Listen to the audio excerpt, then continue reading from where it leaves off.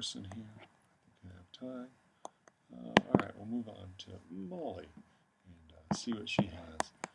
And the drum pictures, I really liked the drum photographs. I thought those were really interesting. I think both the black and white and the color are really successful. I think you see, I like the relationship of the more objective drums and these really weird light bursts, but I love their interaction of them, and it seems to really speak about that beat, the drums themselves.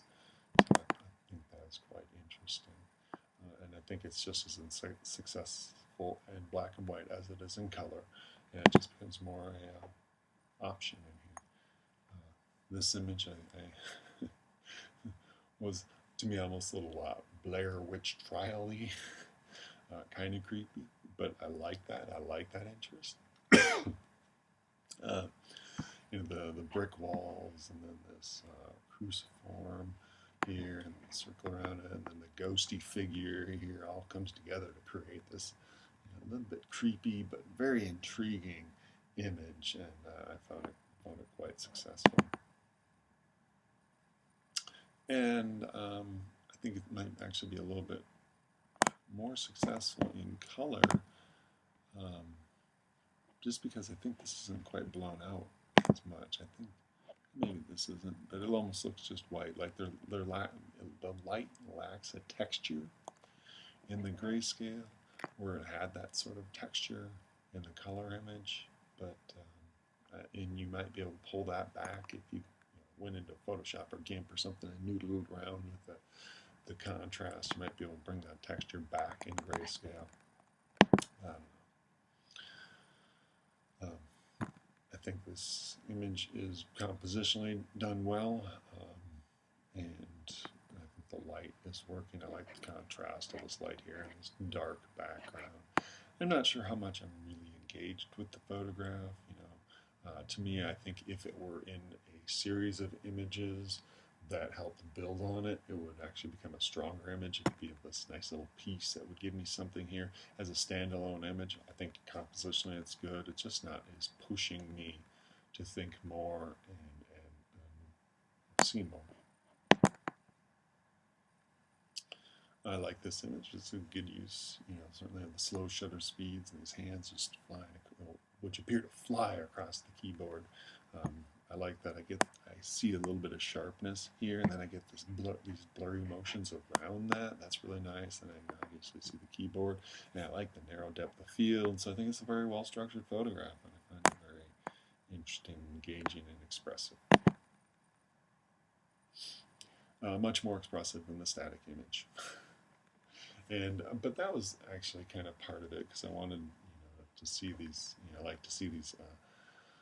Same composition, but different, uses of the camera. It really illustrates how we can really change and modify an image just through shutter speed and or focal length and or aperture. And I think these two images really exhibit that. The previous image is far more interesting. This one's like, okay, hand on a keyboard, who cares? So, but technically, it does what it's supposed to do. And I really like this image. A panning, I think, can be really a challenge to create something that's challenging. And I'm not sure why that is. I see a lot of cars or people walking or dogs, and sometimes they turn out really well. I see a lot of those, but I don't see a lot of rakes. And especially this blue rake, and especially with how the negative space is broken up. I love this 2/3 of this white and this 1/3 of this green, and just these lines here, and the lines of the tines, and then this thing coming right out here. I just get the sense of this swinging motion, but I love the color interaction. I love the balance of this blue and the green and this neutral and this brown. I think it's really engaging, and I really like it. Probably one of my favorite panning images from the class. I think it works in grayscale. I might push the contrast a little bit more to make this a little bit darker. I think I like it a little bit better in color. All right, so there you go, Mary. I think certainly you're doing a good job with all the technicals and constructing good images, so keep it up and push forward.